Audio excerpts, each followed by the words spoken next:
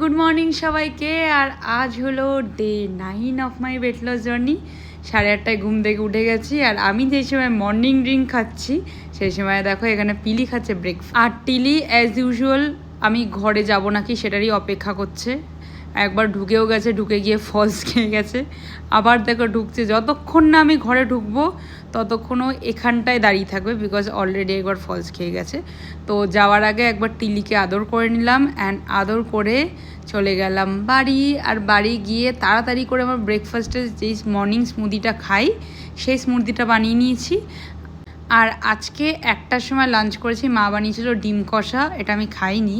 উচ্ছে আলু চিংড়ি মাছ দিয়ে চচ্চড়ি, এটা দারুণ হয়, আমার তো উচ্ছে খুবই ভালো লাগে। কাতলা মাছের কালি অ্যাকচুয়ালি মা কালকে বানিয়েছিল, এটা ঠিকঠাক লাগেনি, তো আজকে রিপেয়ার করেছে। আর ইলিশ মাছের ঝোল।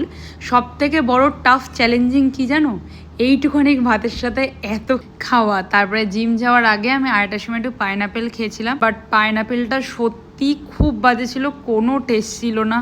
খুবই কষ্ট করে খেয়েছি যেহেতু কোনো ফ্রুট ছিলও না।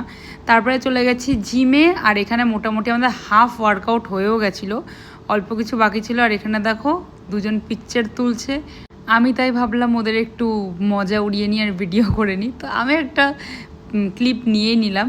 আর তারপরে বাড়ি এসেছি 6:30 নাগাদ। এসে দুটো ডিম নিয়ে নিয়েছিলাম বয়েলড এগ, একটা এগ হোয়াইট আর একটা হচ্ছে কুসুম দিয়ে। অ্যান্ড তারপরে ডিনার রেডি করছিলাম। আজকে বানিয়েছিলাম চিকেন স্টু, বাট ওর মধ্যে যেহেতু মাশরুমটা দিয়েছিলাম একটু কালো কালো হয়েছিল, বাট হ্যাঁ অল্প তেলে সত্যিই টেস্টি হয়েছিল।